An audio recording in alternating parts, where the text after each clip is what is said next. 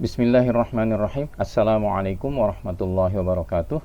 Bismillahi tawakkalna 'alallah, la haula wala quwwata illa billah. Asyhadu an la ilaha illallah wa asyhadu anna Muhammadan abduhu wa rasuluh.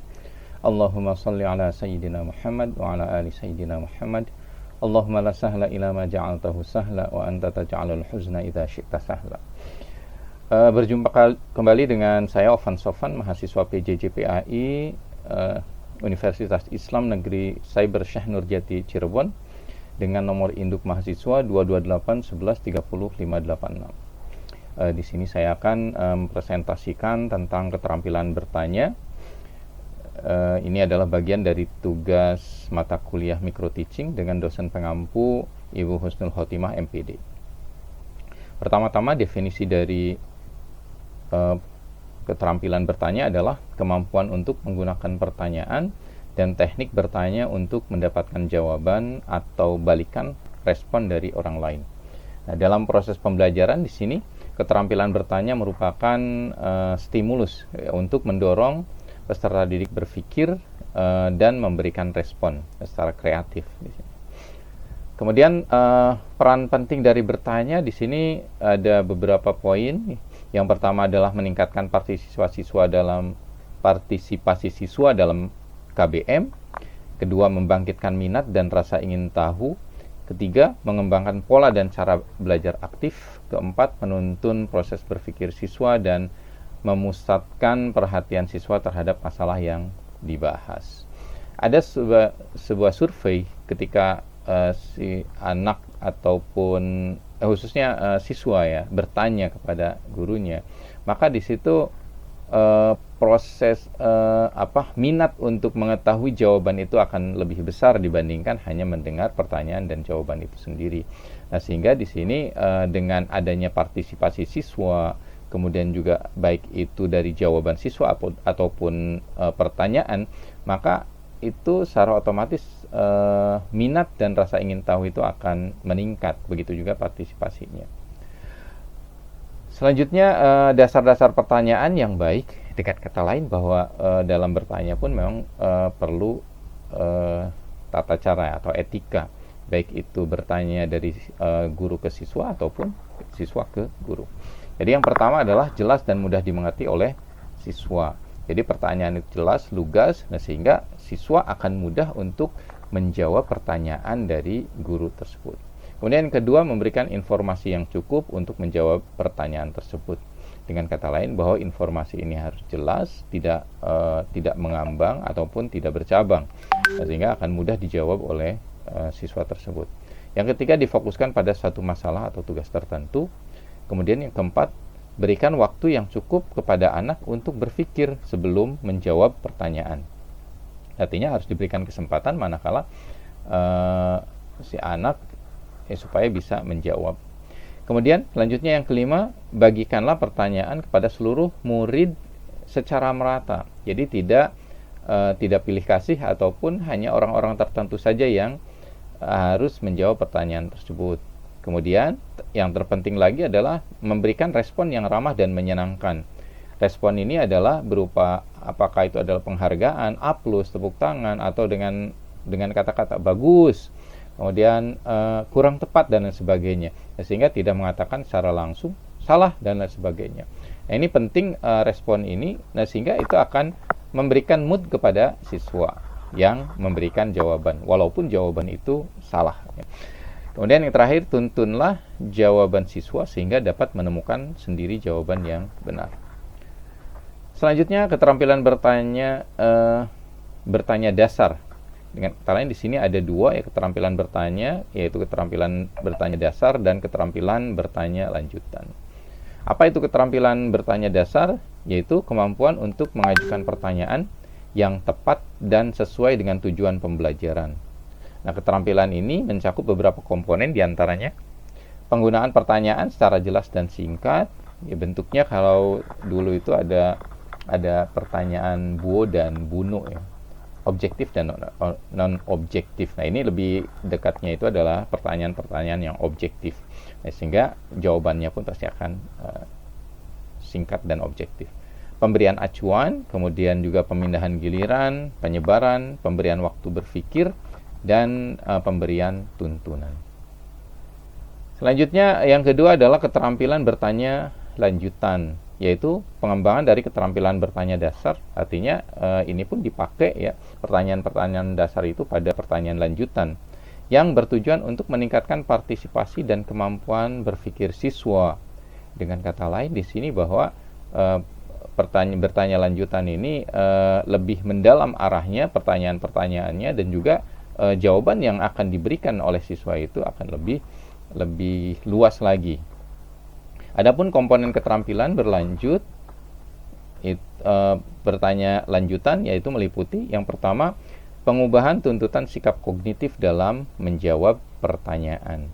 Mana sikap kognitif ini adalah biasanya pertanyaannya itu meliputi apa, di mana, kapan, atau dengan kata lain kalau dalam bahasa Inggris itu adalah 5W 1H, atau sebutkan gitu, dan lain sebagainya.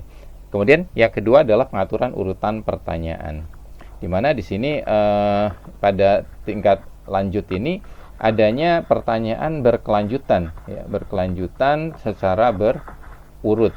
Nah, sebagai contoh dihubungkan dengan poin 1 itu adalah ketika pertanyaan apa itu toharoh, kemudian mengapa kita harus toharoh, kemudian kapan kita harus toharoh, di mana kita bisa bertoharoh, di mana, kemudian siapa yang harus bertoharoh, gitu, dan bagaimana cara bertoharoh. Nah, itu pertanyaan yang berurut dan berkelanjutan. Kemudian yang ketiga, menggunakan pertanyaan pelacak dengan teknik klasifikasi, meminta penjelasan, kemudian meminta siswa memberikan alasan, meminta kesempatan pandangan siswa lain. Ya, dengan kata lain nanti dari jawaban siswa itu akan dipertanyakan, misalkan betul nggak teman-teman, atau gimana, ada jawaban yang lain, atau ada ide yang lain, solusi yang lain, dan lain sebagainya. Kemudian yang D, meminta kesempatan jawaban, meninjau kembali jawabannya, apakah sudah benar atau ada yang lainnya, dan lain sebagainya. Kemudian yang E, meminta jawaban yang lebih relevan, jadi diulang lagi, apakah ada jawaban yang lebih baik. Kemudian meminta contohnya bagaimana. Yang terakhir di sini meminta jawaban yang lebih kompleks. Kemudian yang keempat adalah peningkatan terjadinya interaksi. Ya, dengan keterampilan bertanya lanjutan ini diharapkan interaksi antara siswa dan guru atau guru dan siswa, begitu juga siswa dan siswa itu akan lebih aktif, kemudian juga lebih komprehensif dan lebih hidup lagi. Selanjutnya jenis pertanyaan di sini ada dua, ya menurut maksudnya. Jadi maksud dari pertanyaan itu yang pertama adalah pertanyaan permintaan, yaitu pertanyaan yang mengharapkan siswa mematuhi perintah yang diucapkan dalam bentuk pertanyaan. Jadi permintaan dari seorang guru. Nah, biasanya kalau misalkan murid atau siswa-siswa itu ribut, maka di sini seorang guru akan bertanya di sini, dapatkah kamu tenang agar suara ibu dapat didengar oleh kalian? Nah, ini adalah pertanyaan permintaan. Nah, selanjutnya pertanyaan retoris, di mana pertanyaan retoris yang tidak menghendaki jawaban tetapi dijawab sendiri oleh guru tersebut. Nah, ini sering itu dilakukan oleh kita ketika pertanyaan pada bab-bab awal, ya. Mengapa observasi di sekolah diperlukan sebelum pelaksanaan PLP? Itu pertanyaan guru, kemudian agak sedikit ada jeda gitu, kemudian jawab langsung. Sebab observasi merupakan, dan seterusnya dan seterusnya.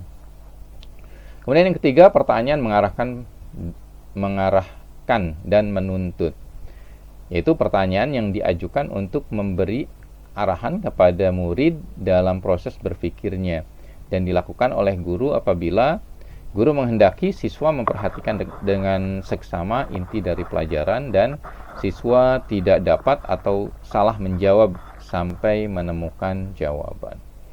Yang keempat, pertanyaan menggali, yaitu pertanyaan lanjutan yang akan mendorong siswa itu untuk lebih mendalami jawabannya terhadap pertanyaan pertama. Ya, dengan kata ini adalah pertanyaan berantai yang dibahas di atas sebelumnya. Contoh yang tujuannya adalah siswa didorong untuk meningkatkan kuantitas dan kualitas jawaban yang diberikan pada pertanyaan-pertanyaan sebelumnya. Adapun jenis pertanyaan yang kedua itu adalah pertanyaan menurut taksonomi Bloom, di mana di sini ada 6 ya, yaitu pertama pertanyaan pengetahuan atau cognitive recall knowledge question, yaitu pertanyaan ingatan dengan menggunakan kata-kata apa, di mana, kapan, siapa, bagaimana, sebutkan dan sebagainya di sini. Contohnya sebutkan ciri-ciri demokrasi. Apa yang dimaksud toharoh tadi itu yang contohkan sebelumnya. Kemudian yang kedua dari Bloom itu adalah pertanyaan pemahaman. Ya, pertanyaan yang menghendaki jawaban yang bersifat pemahaman dengan kata-kata sendiri. Menggunakan kata-kata jelaskan, uraikan, dan bandingkan. Mengapa toharoh itu penting? Contoh seperti itu. Kemudian yang ketiga, pertanyaan penerapan. Pertanyaan yang menghendaki jawaban untuk menerapkan pengetahuan atau informasi yang diterima. Jawaban yang benar tunggal. Sebagai contoh di sini berdasarkan batasan-batasan diutarakan tadi mana yang lebih memenuhi syarat. Gitu. Kemudian yang keempat, pertanyaan analitis, yaitu siswa menemukan jawaban dengan cara mengidentifikasi masalah, mengapa sistem pemerintahan presidensial lebih dengan parlemen berbeda, kemudian juga dengan cara mencari bukti, dan selanjutnya menarik kesimpulan dari identifikasi masalah, kemudian bukti-bukti yang konkret. Yang kelima, pertanyaan sintesis, yaitu pertanyaan yang menghendaki jawaban yang benar, tidak tunggal tetapi lebih dari satu, dan menuntut siswa untuk memprediksi atau memecahkan masalah mencari komunikasi. Contohnya di sini, apa yang terjadi bila musim pemilu tiba? Apa yang akan Anda lakukan bila melihat warga melanggar peraturan dalam pemilu? Dan seterusnya dan seterusnya. Kemudian yang terakhir di sini adalah pertanyaan evaluasi, yaitu pertanyaan yang menghendaki jawaban dengan cara memberikan penilaian atau pendapatnya terhadap satu isu yang ditampilkan. Sebagai contoh, bagaimana pendapat Anda tentang program pemberantasan korupsi? Apa komentar Anda tentang pelaksanaan pilkada? Maaf, tulisannya ini pilkada. Kemudian di sini hal-hal yang perlu diperhatikan dalam keterampilan bertanya. Yang pertama adalah kehangatan dan keantusiasan, yaitu menunjukkan sikap baik waktu bertanya dan menerima jawaban. Yaitu baik itu dalam bentuk suara, ekspresi wajah, gerakan, posisi badan. Nah, di sini akan sangat menentukan sekali akan keantusiasan dari siswa itu manakala kita memberikan respon, ya, umpan balik ketika siswa itu menjawab pertanyaan yang kita ajukan dengan suara lembut, kemudian memberikan aplaus, baik, misalkan benar sekali, waduh kurang tepat, dan dengan ekspresi wajah yang memang kita menghargai apa yang diutarakan oleh siswa tersebut. Begitu juga gerakan atau posisi badan, gestur kita juga sangat mendukung dalam proses keberlanjutan atau keberhasilan dalam proses belajar mengajar. Nah, selanjutnya di sini kebiasaan yang perlu kita hindari di sini. Yang pertama adalah jangan mengulang-ulang pertanyaan bila siswa tidak mampu menjawab. Nah, terkadang kita konfrontir terus, anaknya nggak bisa, terus saja ditodong ya. Nah, ini perlu dihindari. Kemudian yang kedua, jangan mengulang-ulang jawaban siswa. Yang ketiga, jangan menjawab sendiri pertanyaan yang diajukan sebelum siswa memperoleh kesempatan untuk menjawabnya. Yang keempat, usahakan agar siswa tidak menjawab serempak. Kemudian yang kelima, jangan menentukan siapa siswa yang harus menjawab sebelum mengajukan pertanyaan. Jadi ajukan dulu pertanyaannya, kemudian siswa itu mengacung atau ini baru ditunjuk. Kemudian juga jangan hindari pertanyaan ganda, ya, yaitu menghendaki beberapa jawaban. Demikianlah yang bisa saya sampaikan pada kesempatan ini, pembahasan tentang keterampilan bertanya, baik itu pertanyaan dasar ataupun tingkat lanjut. Kurang lebihnya saya mohon maaf. Saya akhiri, wabillahi taufik wal hidayah. Wassalamualaikum warahmatullahi wabarakatuh.